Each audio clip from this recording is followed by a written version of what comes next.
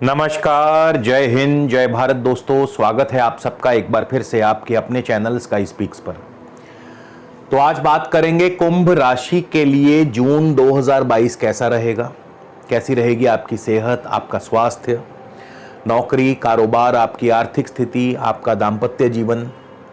इन सभी विषयों पर बारी बारी से हम चर्चा करेंगे दोस्तों। इसके अलावा इस महीने के विशेष उपाय पर भी चर्चा करेंगे। कौन सा विशेष उपाय आपके लिए शुभ रहेगा, तो कहीं मत जाइएगा, वीडियो को शुरू से लेकर अंत तक देखिएगा। और साथ ही इसके अलावा यदि आप मुझसे किसी भी प्रकार का निजी ज्योतिषीय परामर्श लेना चाहते हैं तो स्क्रीन पर मेरा व्हाट्सएप नंबर दिया है। आपसे निवेदन है, कृपया इस नंबर पर व्हाट्सएप के माध्यम से आप मुझे कंसल्टेशन या फिर परामर्श टाइप करके, लिख करके मैसेज कर दीजिए। इसके आगे की पूरी प्रक्रिया व जानकारी आपको उत्तर में मिल जाएगी। उसके बाद आप चाहें तो अपना अपॉइंटमेंट बुक करवा सकते हैं, शुल्क लागू रहेंगे। इसके अलावा दोस्तों हमारी वेबसाइट है www.skyspeaks.in। आप हमारी वेबसाइट के माध्यम से भी अपना अपॉइंटमेंट बुक करवा सकते हैं। तो जानते हैं सबसे पहले ग्रहों की चाल। शनि कुंभ राशि में है और कुंभ राशि वालों को शनि की 7.5 मध्यम चरण पर है। 4 जून को शनि वक्र होने वाले हैं। गुरु मंगल आपके धन भाव में है, गुरु अपनी स्वराशि में है मंगल के साथ। मंगल 27 जून तक आपके धन भाव में रहेंगे, मीन राशि में। उसके पश्चात मंगल तृतीय भाव मेष राशि में यानी अपनी स्वराशि में चले जाएंगे। राहु वहां पूरा ही महीना रहेंगे मेष राशि में, और राहु के साथ इस महीने के शुरुआत में शुक्र रहेंगे 18 जून तक, यानी शुक्र राहु का आपके तृतीय भाव में युति योग बनेगा। उसके पश्चात 18 जून को शुक्र बुध के साथ युति योग बनाएंगे चौथे भाव में वृषभ राशि में। बुध पूरा महीना रहेंगे वृषभ राशि में। सूर्य इस महीने के शुरुआत में रहेंगे चौथे भाव में। सूर्य 15 जून को चले जाएंगे मिथुन राशि पंचम भाव में। केतु आपके नवम भाव में है, तो केतु तुला राशि में नवम भाव में पूरा महीना ही संचार करेंगे। शुरुआत करते हैं आपकी सेहत और स्वास्थ्य से। चंद्र राशि के ऊपर से इस समय शनि गुजर रहे हैं, यानी शनि गोचर कर रहे हैं चंद्र राशि के ऊपर से। और शनि और चंद्र की शत्रुता आप सबको जाहिर है, मालूम है। इसके अलावा शनि 4 जून को वक्री भी होने वाले हैं। ऐसे में सेहत और स्वास्थ्य की संभाल रखनी होगी। भले ही शनि अपनी राशि में हो, लेकिन शनि की एक तो 7.5 चल रही है, अपने मध्यम चरण पर है। दूसरा, शनि 4 जून को वक्र होने वाले हैं, रेट्रो होने वाले हैं। तो वक्री शनि जो है क्रूर ग्रह और ज्यादा क्रूर हो जाता है। ऐसे में शनि का आपकी सेहत, आपके स्वास्थ्य पर प्रतिकूल प्रभाव पड़ेगा। तो सेहत और स्वास्थ्य का ध्यान रखना होगा। इसके अलावा आपके कार्यों में भी शनि के द्वारा विलंब पैदा होगा, डिलेज पैदा होंगे। प्रत्येक कार्य में शनि कुछ ना कुछ विलंब पैदा करेंगे, डिले पैदा करेंगे, बाधा पैदा करेंगे। इसके बाद आपके नौकरी एवं कारोबार की बात करें तो आपके छठे भाव पर गुरु की शुभ दृष्टि है। गुरु अपनी उच्च राशि को देख रहे हैं, वो भी अपनी स्वराशि धन भाव से। तो ऐसे में नौकरी में अनुकूलता प्रदान करते हैं। नौकरी में तरक्की, प्रगति, उन्नति के परिचायक हैं। नौकरी नहीं है तो नौकरी दिलवा सकते हैं। और इसके अलावा नौकरी में आपके कार्य सिद्ध होंगे, लेकिन कारोबारी स्थिति अभी उतनी बेहतर नहीं। हालांकि गुरु की दृष्टि दशम भाव पर भी रहेगी, लेकिन साथ ही साथ शनि की दृष्टि और खास करके शनि की वक्र दृष्टि दशम भाव पर रहेगी। तो शनि की वक्र दृष्टि के परिणाम स्वरूप कारोबार में कुछ ना कुछ अड़चने या गतिरोध पैदा होंगे, लेकिन गुरु की शुभ दृष्टि उन अड़चनों को दूर करती चली जाएगी और आपके कार्य धीरे धीरे बनते चले जाएंगे, लेकिन कुछ ना कुछ विलंब अवश्य पैदा होगा। आर्थिक स्थिति की बात करें तो धनेश और लाभेश गुरु अपनी स्वराशि में है, द्वितीय भाव में है, मंगल के साथ है। गुरु और मंगल का धन भाव में श्रेष्ठ योग बन रहा है। तो ऐसे में चाहे कारोबार धीमापन से चले, चाहे काफी अड़चने आए, विलंब आए, लेकिन उसके बावजूद आर्थिक स्थिति आपकी मजबूत रहेगी। धनेश और लाभेश गुरु अपनी राशि में मंगल के साथ निज पुरुषार्थ से, निज पराक्रम से आपको कारोबार के माध्यम से, नौकरी के माध्यम से धन लाभ या आमदनी के स्रोत बनते रहेंगे। इसके बाद मंगल 27 जून को चले जाएंगे तृतीय भाव में। मंगल और राहु का अंगारक योग बनेगा, लेकिन उससे पहले अंगारक योग पर चर्चा हम बाद में करेंगे। उससे पहले राहु और शुक्र आपके तृतीय भाव में है। वैसे तो तृतीय भाव में चंद्रमा से गोचरवश राहु और शुक्र अलग अलग हों तो बहुत ही शुभ फल प्रदान करते हैं और अभी भी करेंगे। यानी आपके पुरुषार्थ में वृद्धि होगी, मेहनत का फल प्राप्त होगा, मित्रों के द्वारा, भाई बंधुओं के द्वारा सुख सहयोग आपको प्राप्त होगा। जिस कार्य में भी आप हाथ डालेंगे राहु के प्रभाव से वो कार्य सिद्ध होगा। लेकिन शुक्र और राहु इकट्ठे हैं, ऐसे में शुक्र और राहु के युति योग के समय आपको मर्यादा का पालन करना है, अन्यथा आप किसी मुसीबत में फंस सकते हैं। क्योंकि शुक्र और राहु में कई दफा आपके ऊपर कोई ना कोई गंभीर आरोप लग सकता है और जिसके कारण आपकी मानहानि हो सकती है।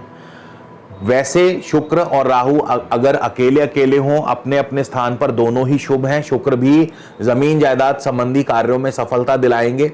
और इसके बाद शुक्र 18 जून को चले जाएंगे वृषभ राशि में। बुध और शुक्र का मेल बनेगा, लेकिन उससे पहले अंगारक योग की बात कर ले। मंगल और राहु का योग 27 जून से बनेगा तृतीय भाव में।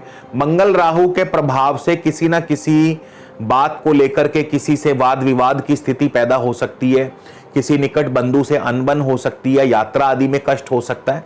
तो थोड़ा सा इस तरफ सावधान रहना होगा, क्योंकि मंगल राहु का अंगारक योग तृतीय भाव में बन रहा है। और कई दफा आपको इस समय अपने गुस्से पर खास ध्यान रखना होगा, खास अपने गुस्से पर आपको काबू रखना होगा, नहीं तो कई बार आवेग में आकर के आप सामने वाले का और स्वयं अपना भी कई बार अहित कर बैठते हैं। तो क्योंकि मंगल राहु का अंगारक योग है, शनि की दोनों पर वक्र दृष्टि रहेगी, तो ऐसे में आपको वाद विवाद में बिल्कुल भी नहीं पड़ना है, बिल्कुल वाद विवाद से दूर रहना है, अन्यथा आप किसी मुसीबत में फंस सकते हैं।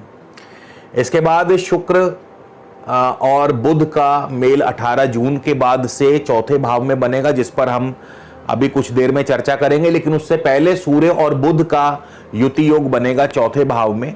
सूर्य और बुध इस महीने के शुरुआत में 15 जून तक दोनों का युति योग चौथे भाव में रहने से आपके पारिवारिक सुख साधनों की वृद्धि करते हैं। हालांकि सूर्य अकेले इस भाव में उतने शुभ नहीं माने गए, लेकिन बुध के प्रभाव से बुध चौथे भाव में बहुत ही शुभ फल प्रदान करते हैं, सुख साधनों की वृद्धि करते हैं, जमीनी कार्यों से सफलता, अचानक धन लाभ करवाते हैं और कारोबार भी ठीक ठाक चलता है। शुक्र और बुध का युति योग भी बनेगा 18 जून से। 18 जून से बुध और शुक्र के संयोग से लक्ष्मी योग का निर्माण होता है। यहां पर भी बुध और शुक्र सुख साधनों की वृद्धि कर पारिवारिक सुख की वृद्धि करते हैं और आपको अच्छा धन लाभ करवाते हैं। 15 जून को सूर्य चले जाएंगे पंचम भाव में, और पंचम भाव में भी सूर्य चंद्रमा से गोचरवश ज्यादा शुभ फल नहीं दे पाते हैं, तो संतान पक्ष की तरफ से थोड़ी बहुत चिंता परेशानी हो सकती है। इसके अलावा शेयर मार्केट में आपको सोच समझकर निवेश करना होगा। छठे भाव पर गुरु की दृष्टि से नौकरी में अनुकूलता बनी रहेगी, जैसा कि मैं बता चुका हूं। नौकरी में कार्य सिद्ध होंगे, सफलता प्राप्त होगी। सप्तम भाव पर शनि की वक्र दृष्टि रहने से आपके दाम्पत्य जीवन में थोड़ी बहुत कड़वाहट, अनबन की स्थिति पैदा हो सकती है, तो आपको इस ओर थोड़ा सा ध्यान रखना होगा। इसके बाद अष्टम भाव पर मंगल और गुरु की दृष्टि रहेगी। मंगल के प्रभाव से चोट आदि का भय बना रहेगा, सर्जरी आदि का भय बना रहेगा, लेकिन गुरु की दृष्टि धन भाव से अचानक धन लाभ करवाती है, पैतृक सुख संपदा की प्राप्ति करवा सकती है। केतु आपके नवम भाव में है और केतु नवम भाव में बहुत ही शुभ फल देने वाले माने गए हैं। लंबी दूरी की यात्राएं, तीर्थ यात्राएं, धार्मिक कार्यों में, धार्मिक उत्सवों में भाग लेने का मौका मिलता है। आपकी पढ़ाई में आपकी जो प्रदर्शन है वो ठीक ठाक रहता है, बढ़िया रहता है। और इसके अलावा विदेश जाने का, विदेश भ्रमण का आपको जो है सुख प्राप्त होता है और इंपोर्ट एक्सपोर्ट का कारोबार भी आपका बढ़िया चलता है। लेकिन मंगल की दृष्टि रहेगी पूरा महीना। मंगल पहले द्वितीय भाव से अष्टम दृष्टि डालेंगे और फिर तृतीय भाव से मंगल की सामने से दृष्टि रहेगी।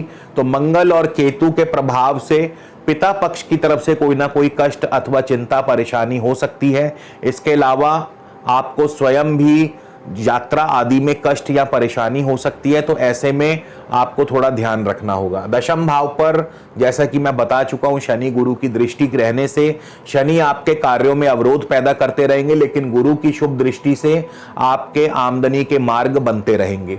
इसके बाद बात करते हैं इस महीने के विशेष उपाय की कि कौन सा विशेष उपाय शुभ रहेगा। आपके तृतीय भाव में शुक्र और राहु का युति योग है। शुक्र और राहु कामुक योग बनाते हैं, तो ऐसे में आपको शुक्र राहु के अशुभ प्रभाव से बचने के लिए गौ माता की सेवा करनी चाहिए और साथ ही साथ पक्षियों को मीठा डाल सकते हैं। मीठे में आप पक्षियों को मीठी सेवइयां या मीठी बूंदी के लड्डू तोड़ करके डाल सकते हैं। और मंगल केतु का प्रभाव, केतु के ऊपर मंगल की दृष्टि रहने से यात्रा आदि में असुविधा व कष्ट आ सकता है, या आपके पिता पक्ष की तरफ से चिंता व परेशानी आ सकती है। तो यात्रा आदि में कष्ट से बचने के लिए आप अपने वाहन में श्री हनुमान यंत्र को लगा सकते हैं, दुर्घटना नाशक हनुमान यंत्र को लगा सकते हैं। और आपके पिता पक्ष की तरफ से कोई चिंता परेशानी हो तो ऐसे में आप कुत्तों की सेवा करें, यानी डॉग्स को फीड करें, कुत्तों को खाना आदि खिलाएं, तो उससे भी मंगल केतु का अशुभ प्रभाव जो है वो दूर होगा। तो इसी के साथ आपसे विदा लेता हूं, अगले वीडियो में फिर मुलाकात होगी। तब तक के लिए नमस्कार, जय हिंद, जय भारत।